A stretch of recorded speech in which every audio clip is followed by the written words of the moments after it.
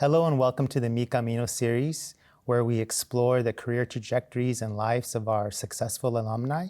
Today we have Liz Ramírez here with us, who is the Chief Executive Officer of the Chicano Federation. Welcome, Liz. Thank you so much for having me. We're so glad you could join us.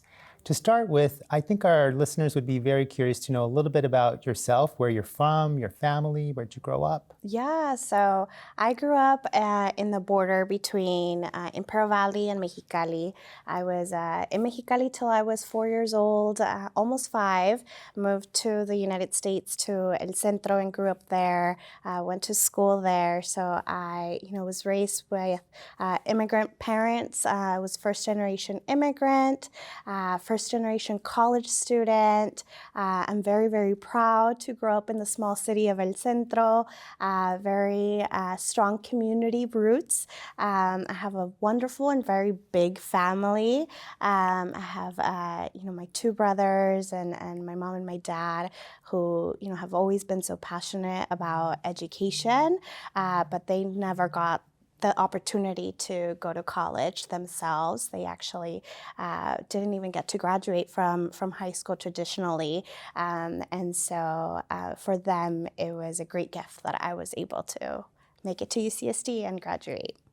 Well, I'm sure your parents are incredibly proud of you today and always. How about you share a little bit about what was school like for you in Imperial Valley? I was always a great student in Imperial Valley. I, went all the way through high school, but it was hard because there was very few resources there, right? Especially, few resources to get me prepared for college and the university, especially such a prestigious university like UCSD. And so, my high school years, I remember, struggling, needing to take the bus to another high school to take AP courses because my high school did not offer, many AP courses. That has now changed, right? There's now more opportunities. But when I was growing up, it was hard, and it was hard not knowing what you don't know, right? So seeking resources was always tough. But I knew that, and my parents taught me from a very, early age that in order to break barriers, I needed an education, right? And so I'm like, I am going to connect with folks to really, make my dream of going to college possible. So I remember, being in high school and having to really fight to see my counselor. They were super overloaded. And I think because I was a good student, had very minimal touch with my assigned counselor. But I remember connecting with a counselor that was specific for the migrant program. And because, my family does come from, farm workers, and my grandparents were braceros, and that's how my family immigrated, I was part of the program. And it was really her that helped me, when it came to financial aid and scholarships. She connected me with Cosmos, so I got to experience, UC Irvine before as a sophomore or junior. And so that's really how I was able to get to the university, right?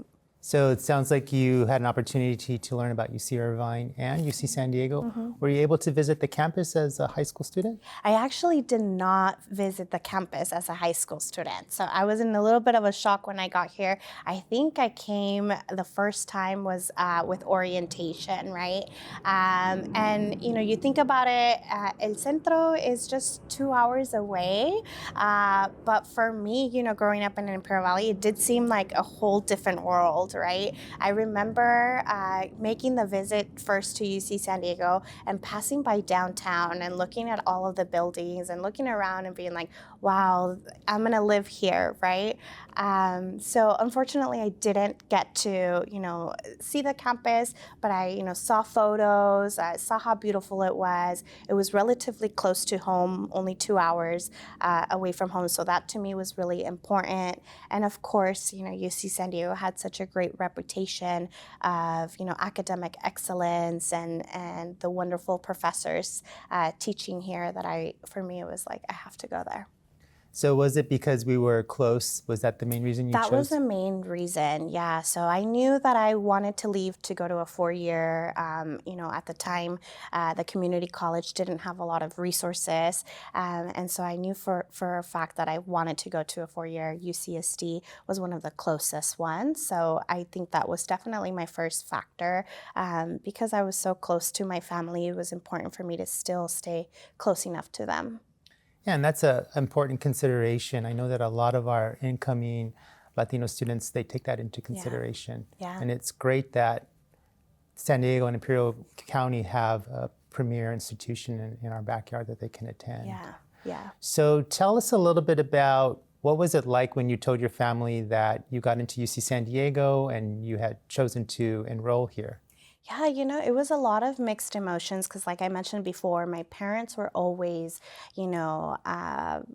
big advocates about education. But when I started getting the big envelopes, they started getting a little bit nervous. I'm, the oldest of 3. I'm the only woman, right? So for them, it was like their little girl, is leaving. And I think, the Latino community, traditionally, you leave the home when, you're getting married, not when you're 18 to go to college, right? And so to my surprise, my dad, took it really hard. And I think at the end of the day, he just wanted to protect me, right? But he did not give me his blessing right away. And so he's like, no, I don't want you to go. I want you to stay here, stay at the community college. But luckily, my mom, she kind of fought back and helped me. I had worked all through high school. And so I was able to take my savings and with the support of my mom, come to UC San Diego. But because my dad hadn't given me his blessing, I actually ended up enrolling a little bit late. I didn't get on campus housing, so I lived off campus. So it really made it really difficult for me. Like I mentioned, family to me is key. And I was going against my dad, and that to me was huge. But I knew how important education was for me and that I needed to somehow make it work. And so I really struggled, especially that first year and the first quarter. I remember crying a lot and just feeling like I didn't have that family support. One, I really didn't want to share how much I was struggling, right? Because I didn't want my dad to say, I told you so, right? But 2, I knew that if I told him, they would also worry a lot about me, right?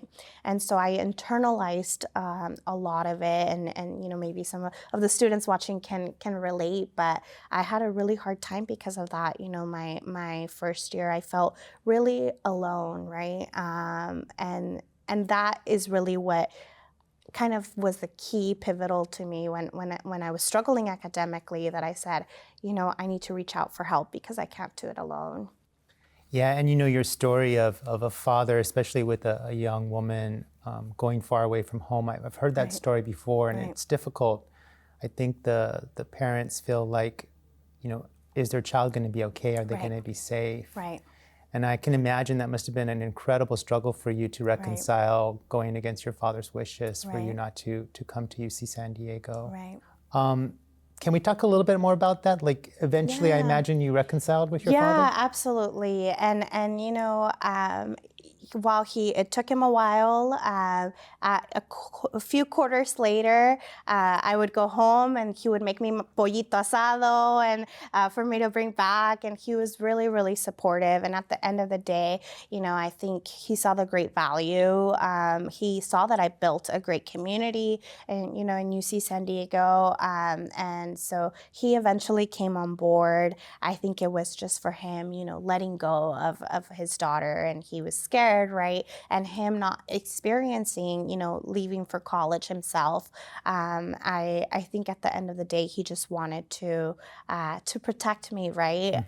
But yes, he ended up coming around, and my dad, I know, is so proud. That's what I was going to say. I imagine he was secretly proud of you. Right. And simultaneously concerned about you. Right.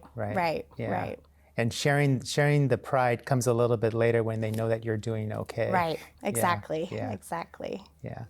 So can we talk a little bit more about your first quarter and your first year? You didn't live on campus, which of Right. course makes it a little bit more difficult to find community. What was the pivot point for you where all of a sudden there was probably something snapped into place where the struggles started to lessen and you started to feel like you belonged here and you were doing better academically? Yeah. I mean, I think my first quarter was when I, had it really rough. I mentioned that I came from a high school with low resources, so I came in having to take remedial math, remedial English, and I did feel like, do I even belong here? I felt like folks don't look like me. Am I even supposed to be here? I had a lot of that imposter phenomenon, feelings come up. But I was like, no, I'm here for a reason and I can do this. And it was really connecting with programs like Oases. I think Oases for me really changed the trajectory of my education and my career. I found a space where, I felt like I wasn't alone, right? I connected with other students. I, formed mentorships. I, went into tutoring, and really that helped build my sense of community and my network here at UC San Diego, and that's what helped me ultimately be successful. I think it was once I realized that I can't do this by myself, that I need support, I need my family right here on campus. My trajectory really changed, and so it was connecting with those students that were older, that had been through things that I've been through. It was connecting with those mentors and those professors that really helped me get more plugged in with the university, and feel like there was other folks that wanted to see me succeed and that had my back and that were going to support me and lend a hand when needed. Yeah, and I love the fact that you're being really honest and transparent about, coming from an under-resourced community, which has under-resourced schools. Right. And there is that disparity gap. And I think that is a common experience for many of our first-generation students. And I think it's important for them to hear that, Right. They do belong here. They're Right. super intelligent. Right. They just had a different K through 12 experience. Right. And so there's sometimes a little bit of catch-up. Exactly. And that catch-up doesn't mean that you're not smart, that you can't be successful. Right. I mean, here you are, Chief Executive Officer of one of the largest CBOs in San Diego County. Yeah. And so I'm so glad that you could be here and share that. I also was wondering if you might be able to share a little bit about mentorship. You've Yeah. mentioned that you've had some colleagues who are mentors, like older students, and Right.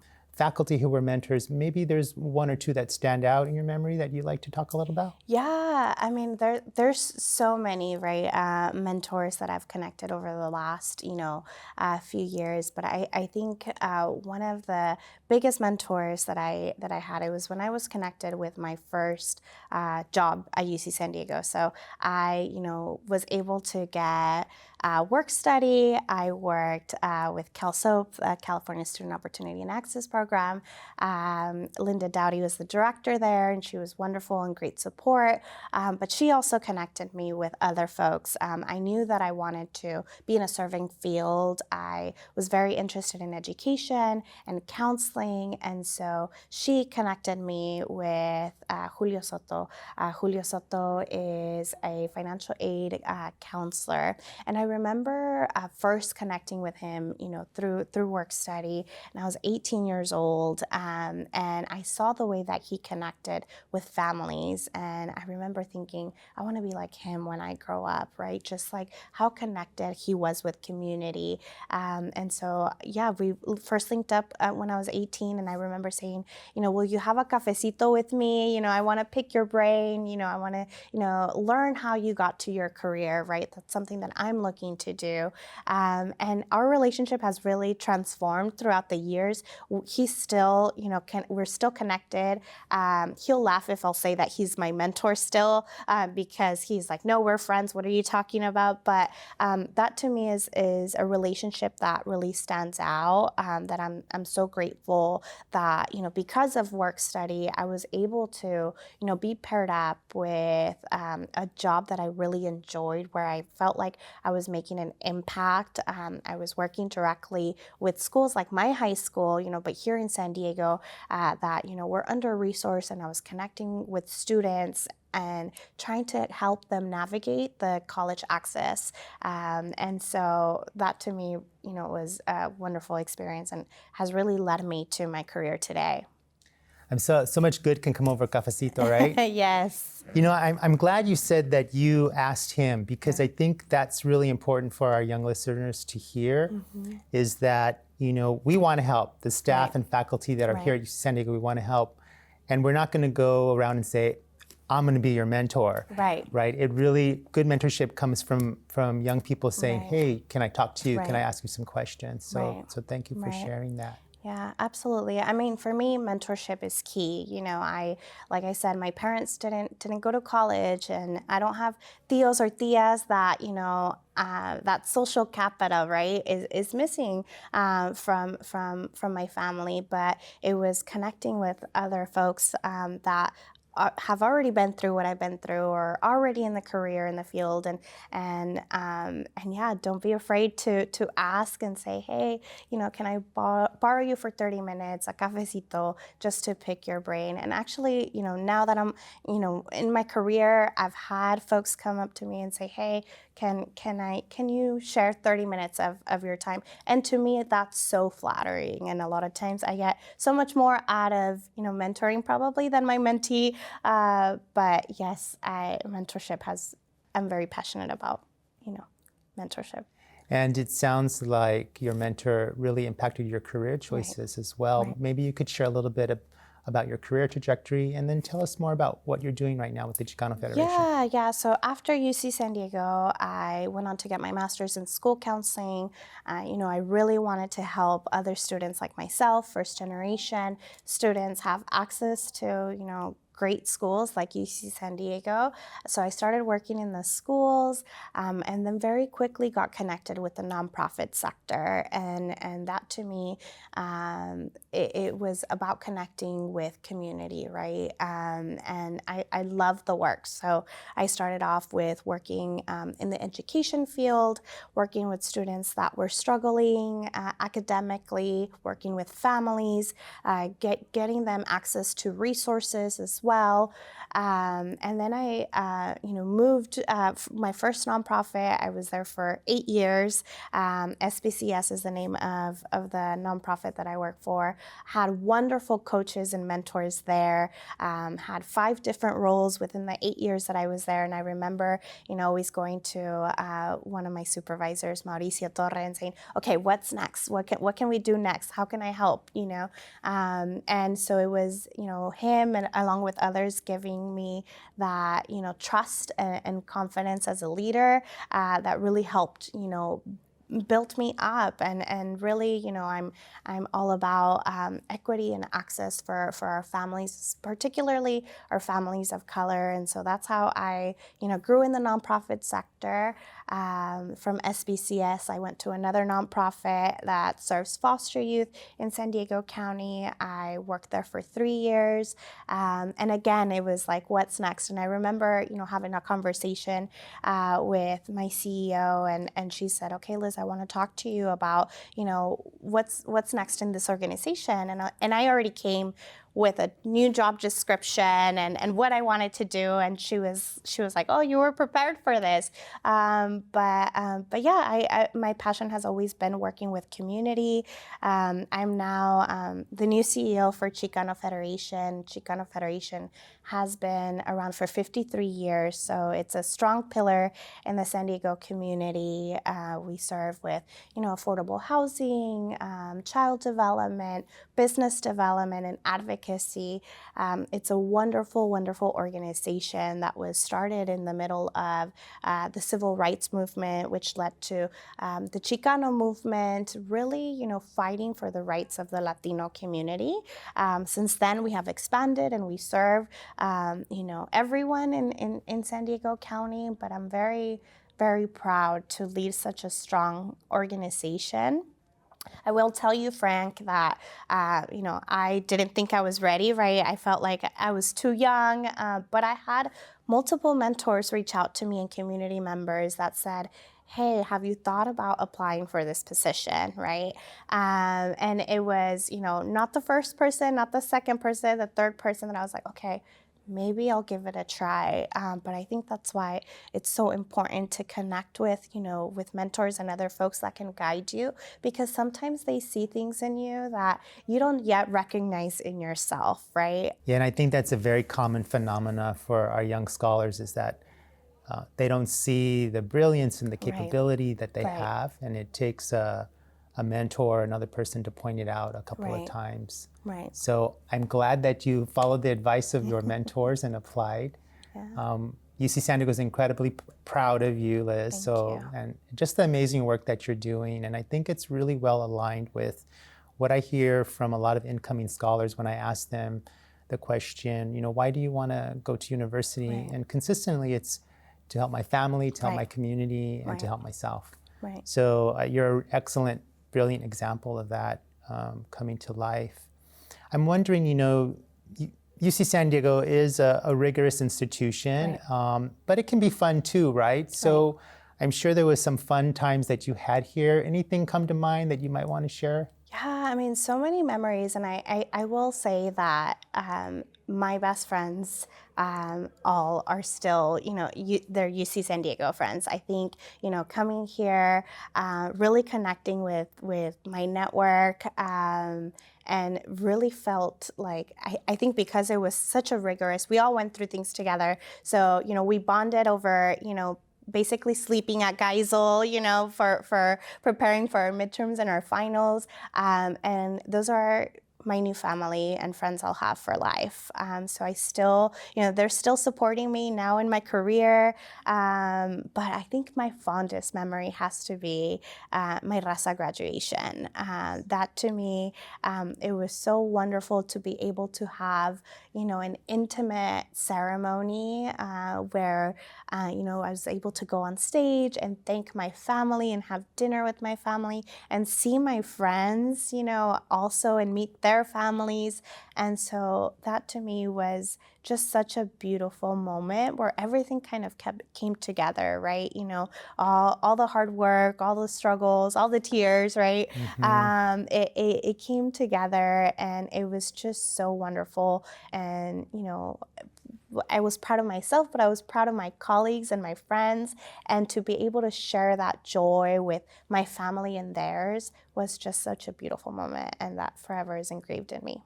And I bet it was amazing to see your dad in the audience. Yes. He probably had tears in his eyes, if I'm guessing. Yes. So Liz, I'm wondering, what advice would you give to any young scholar who's contemplating going to university, coming to UC San Diego? Yeah, I will say, don't give up. You're brilliant, you're worthy, you're here for a reason. Believe in yourself more than anything, and know that you're not alone, right? So like I talked about mentorship, reach out to folks. Folks want to see you succeed. And so don't be afraid. The worst thing people could say is no, and that's okay. Brush it off and ask the next person, right? And so, so I really just want to say, don't give up. We've all been through it. We've all struggled. But at the end of the day, we need more leaders in San Diego County and beyond. We need them. And so reach out for support, reach out for mentorship. I'm here. You all can find me through, Triton Connect, and I'd love to be of support. And our alumni do have a mentorship program. So if there's somebody who is currently at UC San Diego, they can find you. Yeah. All right. Absolutely. Thank you for joining us today, Liz. Yes, thank you so much for having me.